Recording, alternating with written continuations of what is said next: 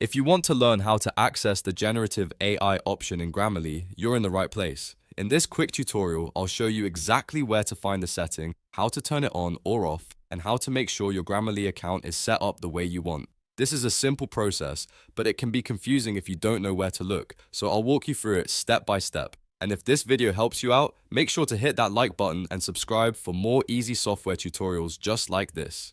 Alright, let's jump in. First, log into your Grammarly account. You can do this from your browser or through the Grammarly website, and once you're signed in, you'll be taken to your main dashboard. From here, look at the left-hand side menu. This is where Grammarly keeps most of the main account options and settings, so pay close attention to that left tab. Next, click on the account option. This will open your account-related settings, where you can manage different preferences tied to your Grammarly profile. Once you're inside the account area, look for the settings section and select it. This is where Grammarly keeps the controls for your account behavior, app preferences, and customization options.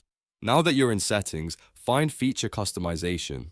This is the part of Grammarly where you can control which features are available to you. Scroll or look through the available options until you see Generative AI. Once you find it, you'll see the option to select or unselect it, depending on what you want. If you want Generative AI enabled, make sure the option is selected. If you want to turn it off, simply unselect it. Grammarly will update your preference right away, and this helps you control whether the generative AI tools are available in your writing workflow. It's a very useful setting if you want more control over your writing experience, especially if you prefer a simpler editor or want to limit certain features. After you make your choice, it's always a good idea to double check that the setting was saved properly.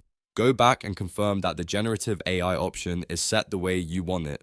That way, you know Grammarly will behave according to your preferences the next time you use it. And that's it. You've now learned how to access the generative AI option in Grammarly and adjust it in just a few clicks. I hope this tutorial made the process easy to follow. If it did, please give the video a like, subscribe to the channel, and turn on notifications so you don't miss the next helpful guide.